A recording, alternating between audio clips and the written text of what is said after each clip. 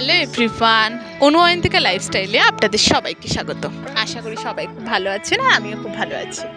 আমি অয়ন্তিকা চলে এসেছি আপনাদের সামনে নতুন একটি ভিডিও নিয়ে। আজ আমার জন্মদিনের সকালে আমি গেছিলাম একটু পুজো দিতে।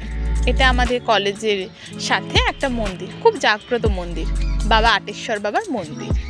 তো এখানে না কোনো উপরে কোনো ছাউনি বা কোনো ঘর কিছুই নেই, পুরো খোলা আকাশের নিচে বাবা আটেশ্বর থাকেন।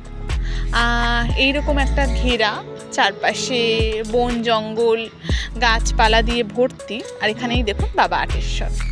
তো এখানে না অনেকবার মন্দির করার চেষ্টা করা হয়েছিল, কিন্তু কোনোবারই থাকেনি, কারণ বাবা খোলা আকাশের নিচেই থাকতে পছন্দ করেন।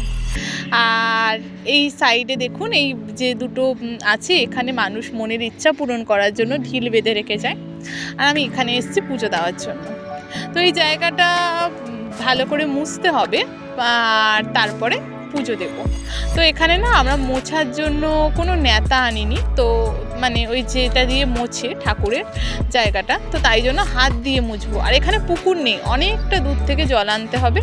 তো আমার ওটা মাথায় ছিল না, এই সাইডের পুকুরটা ভালো ছিল, তো এখন দেখছি নেই, তো তাই জন্য আমার অনেকটা দূর থেকে জল আনতে হবে।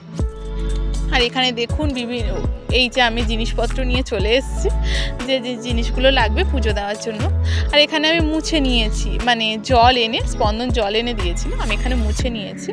আর এখানে সবসময় পুজো দেওয়া হয়, মানে আমরা দিই বাতাসা আর জল দিয়ে, তো সেটাই পুজো দিচ্ছি। বাড়িতে মিষ্টি দিয়ে পুজো দিয়েছি, কিন্তু বাবা আটেশ্বর বাবার এখানে আমরা বাতাসা দিয়েই পুজো দিই। সবাই যেই আসুক না কেন বাতাসা দিয়েই পুজো দেওয়া হয়।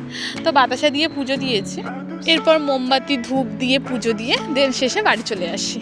ভিডিওটা এই পর্যন্ত। ভালো লাগলে সবাই লাইক করবেন, সবাই ভালো থাকবেন। দেখা হবে নতুন কোনো ভিডিওতে।